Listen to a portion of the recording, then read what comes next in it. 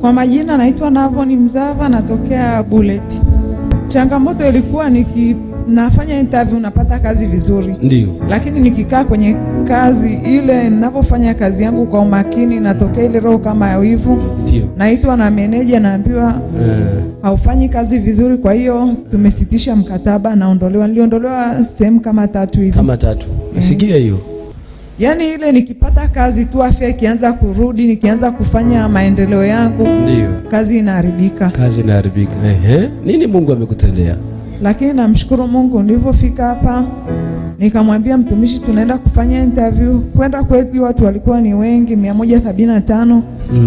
Lakini nikawa nimekaa nimetulia, tunamwambia Mungu, refa ni wewe, naomba nitakapoenda kwenye interview nipate kibali.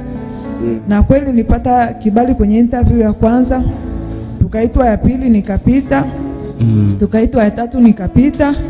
Tukaitwa ya 4 kwenye vitendo nikapita. Namshukuru Mungu. Kuna siku niliongea na wewe nikakwambia mbona hatupigiwi simu, kaniambia tulia mtapigiwa.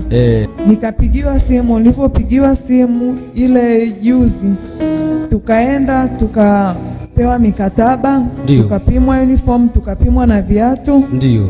Tukaganywa magrupu 3 kule ambapo nilikuwa nataka kwenda, ambapo ni Serengeti. Ndio. Huko tunaanza tarehe 1 hapa Arusha, afu tarehe 10 tunasafiri tunaenda Serengeti. Mpe Mungu makofi mazuri. Na sasa una mkataba wa kazi? Na sasa umeshapewa mkataba? Mkataba nisha saini tayari. Haleluya. Mpe Yesu basi makofi mazuri.